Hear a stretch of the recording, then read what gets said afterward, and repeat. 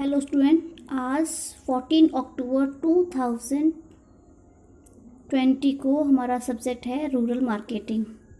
ठीक है, और रूरल मार्केटिंग में हमारा चैप्टर चल रहा था रूरल रिटेलिंग इन इंडिया, यानी इंडिया के जो विलेजेस हैं, जो रूरल एरियाज़ है, ठीक है, उनमें रिटेलिंग की पोजीशन क्या है, उनमें रिटेलिंग क्या होती है, रूरल रिटेलिंग क्या होती है। ठीक है, तो हमने यहाँ तक पढ़ लिया था। इसके बाद देखो रूरल कंज्यूमर इनसाइट, मतलब एक्चुअल में रूरल कंज्यूमर क्या करता है। ठीक है, वो कैसे परचेज करता है। ठीक है, तो देखो rural consumer insight, rural India buys, क्या क्या बाय करती है, वो क्या क्या खरीदती है। Product more of mostly weekly, मतलब कि हर हफ्ते वो जाती है और जाता है वहाँ का कंज्यूमर और जाके परचेज करके ले आता है। फिर है बाइज स्मॉल पैक्स लो यूनिट प्राइस। ठीक है, और जो हमारा रूरल कंज्यूमर है वो ज़्यादातर स्मॉल पैक्स खरीदता है और कम प्राइस पे। ठीक है, in rural India brands rarely fights which each other. ठीक है, कहते हैं रूरल इंडिया में जो ब्रांड्स होते हैं वो बहुत कम, मतलब ब्रांड्स के लिए बहुत कम लड़ाई होती है। यानी कि जो रूरल इंडिया के लोग हैं, जो रूरल एरिया के लोग हैं, वो उनको ब्रांडेड चीज़ें ज़्यादा पसंद नहीं आती हैं। वो ब्रांड के लिए नहीं, उनको अच्छी सस्ती टिकाऊ चीज़ें पसंद आती हैं। फिर है many brands are building strong rural base such as HUL for shampoos and detergent. ठीक है, तो HUL की फुल फॉर्म है हिंदुस्तान यूनिलीवर। ये एक कंपनी है जो शैम्पू डिटर्जेंट वगैरह बनाती है। ठीक है, इसके अंडर में बहुत सारे प्रोडक्ट्स होते हैं। तो कह रहा है कि बहुत सारे ब्रांड्स ने, जैसे कि HUL है, हिंदुस्तान यूनिलीवर कंपनी है। ठीक है, इसने अपने ब्रांड के अंडर में बहुत सारे शैम्पूज डिटर्जेंट वगैरह निकाले, तो इसने अपने एक स्ट्रॉन्ग रूरल बेस बना लिया है। फिर है buys value for money not cheap product. ठीक है, वो उसके बाद कहता है जो हमारा रूरल कंज्यूमर है वो जितना भी वो मनी खर्च करता है उसके बदले में उसको वैल्यू चाहिए, चाहे वो गुड्स महंगी हो फिर भी वो मतलब ड्यूरेबल होनी चाहिए। समझ गई बात को। ठीक है, फिर है fewer brands choices in rural areas. Rural areas में बहुत कम ब्रांड की चॉइसेस होती हैं, मतलब वहाँ पे ब्रांडेड गुड्स बहुत कम होती हैं। Number of FMCG brands in rural areas is half then that of urban. FMCG का मतलब फास्ट मूविंग कंज्यूमर गुड्स, मतलब वो कंज्यूमर गुड्स जो जल्दी से यूज हो जाती हैं। ठीक है, तो वो यही कह रहा है कि रूरल एरिया में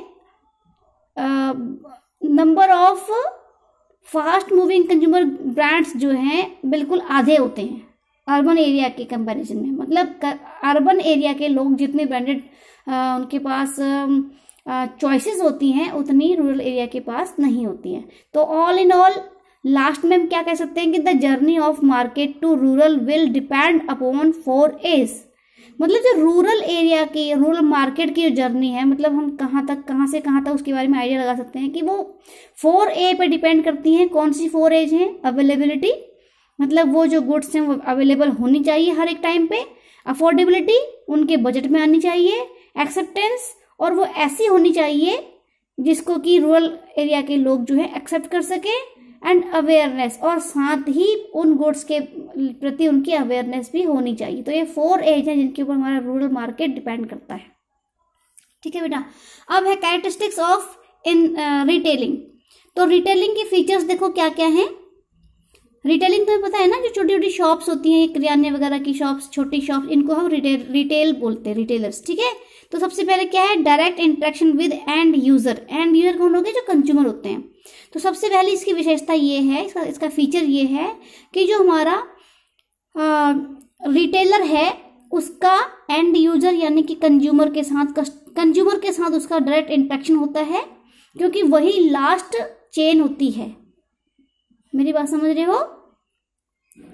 इस कौन सी चेन? जो हमारी प्रोडक्ट चेन है, जो हमारी जैसे कि सबसे पहले हो गया कंपनी या मैन्युफैक्चरर अपनी गुड्स को सेल करेगा, उसको क्या है, एजेंट को, एजेंट सेल करेगा होलसेलर को, होलसेलर सेल करेगा रिटेलर को, और रिटेलर सेल करेगा डायरेक्टली कंज्यूमर को। इसलिए लास्ट चेन क्या है, लास्ट एंड यूजर कौन हो गए? कंज्यूमर। कंज्यूमर के साथ किसका इंटरेक्शन है? रिटेलर का है। तो वो यही कह रहा है कि retailing business has a direct interaction with the end user of goods and services in the value chain. जो वैल्यू चेन चल रही है ना, पहले मैन्युफैक्चरर, फिर एजेंट, फिर होलसेलर, फिर रिटेलर, तो इसमें और लास्ट में कंज्यूमर। तो ये वैल्यू चेन है, इसमें रिटेलर का एंड यूजर के साथ डायरेक्ट इंटरेक्शन होता है। They act as an intermediary between end user and supplier such as wholesaler और मैन्युफैक्चरर। तो जो रिटेलर होते हैं ये एंड यूजर और होलसेलर, इनके बीच में एक क्या होते हैं? एक चेन का काम करते हैं। ठीक है, मेरी बात समझ रहे हो? They are in a position to communicate the response and changing preferences of the consumers to the supplier or sale person of the company, which make manufacturers and marketers of redefine their product and change marketing strategy accordingly. तो क्या कह रहा है कि जो हमारे retailers होते हैं वही, सिर्फ वही एक ऐसी पोजीशन में होते हैं क्योंकि उनका कस्टमर के साथ, कंज्यूमर के साथ डायरेक्ट इंटरेक्शन होता है, तो वो ऐसी पोजीशन में होते हैं कि वो जो कंपनी है, मैन्युफैक्चरर है, जो उसने जो भी गुड्स बनाई हैं उसके बारे में कंज्यूमर को बता सके और कंज्यूमर का टेस्ट चेंज कर सके, उनकी प्रेफरेंस को चेंज कर सके। मेरी बात समझ रहे हो?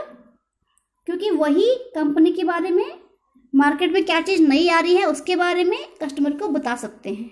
ठीक है, फिर अगला इसका फीचर है प्लेटफॉर्म फॉर प्रमोशन।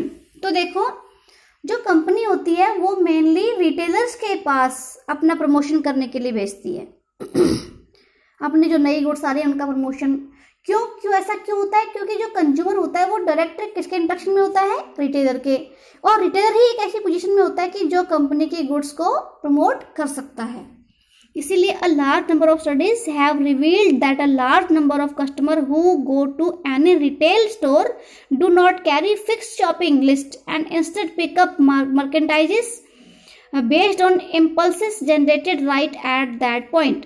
तो कहता है कि बहुत सारी जो स्टडीज हुई हैं उनसे ये पता लगा है कि बहुत सारे, मतलब लार्ज नंबर ऑफ कस्टमर हमारे ऐसे होते हैं जो रिटेल शॉप पर तो जाते हैं लेकिन उनके पास कोई फिक्स लिस्ट नहीं होती है कि हमने सिर्फ यही चीज़ें खरीदनी है। जैसे उसको कोई चीज़ें नहीं पसंद आती हैं वो उन चीज़ों को भी खरीद लेता है। ठीक है, तो जो उसका वो कुछ ऐसी चीज़ों को भी खरीद लेता है, मर्केंटाइज का मतलब कुछ ऐसी गुड्स को खरीद लेता है जिनके लिए कि वो उसी टाइम पे, मतलब उसी पॉइंट पे जाके उसको पता लगता है कि ये गुड्स भी मार्केट में आई है, उनको खरीद लेता है। ठीक है, तो ये प्रमोशन का एक प्लेटफॉर्म है। फिर है स्मॉलर इन साइज। ठीक है, उसके बाद क्या है? स्मॉलर इन साइज, जो average amount of sales transaction of retail point much smaller in comparison to other members of the value chain. Value chain के मेंबर्स कौन से हो गए? सबसे पहले मैन्युफैक्चरर, फिर एजेंट, फिर होलसेलर, फिर रिटेलर, फिर जो है कंज्यूमर। तो वो यही कह रहा है कि इस वैल्यू चेन में सबसे कम साइज में सेल कौन करता है? रिटेलर करता है, क्योंकि many consumer buy products in small quantities. ठीक है, फॉर हाउस होल्ड कंजप्शन। जैसे बहुत सारे कस्टमर ऐसे होते हैं जो अपने होम कंजप्शन के लिए जो गुड्स खरीदते हैं वो स्मॉल क्वांटिटी में खरीदते हैं। जैसे हम नमक लेने जा रहे हैं तो हम 1 किलो की थैली लेंगे, हम 5-10 किलो नमक इकट्ठा नहीं लेंगे, समझ रहे हो? ऐसे हम चीनी लेंगे तो ज्यादा 2 किलो 3 किलो ले लेंगे, इससे ज्यादा नहीं ले सकते, समझ रहे हो ना?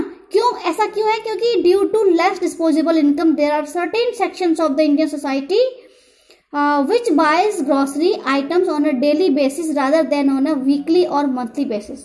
तो कहता है कि हमारे इंडिया में जो लोग हैं उनके डिस्पोजल इनकम बहुत कम है। डिस्पोजल इनकम कौन सी इनकम होती है? सारे एक्सपेंसेस वगैरह को लेस करने के बाद जो इनकम हमारे अपने लिए हमारे पास बचती है कि हमने ये वाली इनकम को जो है अपने ऊपर खर्च करना है, मतलब जिस इनकम को हम खर्च कर सकते हैं। ठीक है, तो वो डिस्पोजल इनकम इन लोगों की कम होती है, इसलिए वो जो है मंथली बेसिस पे गुड्स की शॉपिंग नहीं करते बल्कि डेली बेसिस पे करते हैं। आज ये चीज़ खत्म होगी ये ले आए, फिर कल दूसरी चीज़ खत्म होगी ये दूसरी ले आई, फिर तीसरी चौथी, ऐसे करके डेली बेसिस पे परचेज करते हैं। इसलिए ये जो डेली बेसिस पे जो परचेज है इसकी सर्विसेज कौन दे रहा है? हमको रिटेलर दे रहा है। ठीक है, फिर है वोकेशनल एडवांटेज। वोकेशनल एडवांटेज देखो, location is critical factor in retailing business. Vocational का मतलब वो वोकेशन, वो एरिया, यानी कि वो लोकेशन, ठीक है, क्योंकि जो हमारे रिटेलर्स की शॉप होती है वो हमको हर एक गली मोहल्ले में मिल जाएगी, जहाँ पे हम लोग रहते हैं वहाँ भी मिल जाएगी, थोड़ी दूर मिल जाएगी, मतलब बहुत ज़्यादा दूर इनकी शॉप्स नहीं होती रिटेलर्स की। देखो हमारे आसपास भी जितने किराना स्टोर्स हैं, ठीक है ना, ये और ये जैसे मेडिकल स्टोर्स हैं, ये सारे के सारे रिटेलर्स हैं, तो ये हमारे आसपास मिल जाते हैं, इसलिए वोकेशनल एडवांटेज हमको यहाँ पे मिल जाता है। वोकेशनल का मतलब ज्योग्राफिकल, ठीक है। फिर है इंपॉर्टेंस ऑफ बिजनेस सर्विसेज। तो देखो ये बहुत इंपॉर्टेंट बिजनेस सर्विस है। क्यों? क्योंकि बेशक ऑनलाइन शॉपिंग हो रही है आजकल, ठीक है, गुड्स वगैरह हम ऑनलाइन मंगा लेते हैं, लेकिन फिर भी बहुत सारे हमारे इंडियन मतलब 80% इंडियंस ऐसे हैं जो अभी भी रिटेलर्स को मतलब कि रिटेल के बाद जाके शॉपिंग करना पसंद करते हैं, उनको ऑनलाइन शॉपिंग अभी इतनी पसंद नहीं आ रही है, ठीक है बेटा। तो इसीलिए जो हमारे रिटेलर्स हैं इसीलिए पॉपुलर है अभी भी इंडिया में। फिर large number of retail units, उसका कहता है the number of operating units are highest compare to other constituents of the value chain. और इंडिया में हमारे रूरल इंडिया में जो रिटेलर्स हैं उनकी अमाउंट ज़्यादा है, मतलब रिटेलर शॉप ज़्यादा है, बल्कि होलसेलर कम है, एजेंट कम है, मैन्युफैक्चरर कम है, लेकिन रिटेलर्स ज़्यादा हैं, ठीक है बेटा। तो आज का हमारा टॉपिक था फीचर्स ऑफ रिटेलिंग। तो इसके आप नोट्स बनाओगे बेटा, ठीक है, बाकी मैं आपको कल कराऊंगी।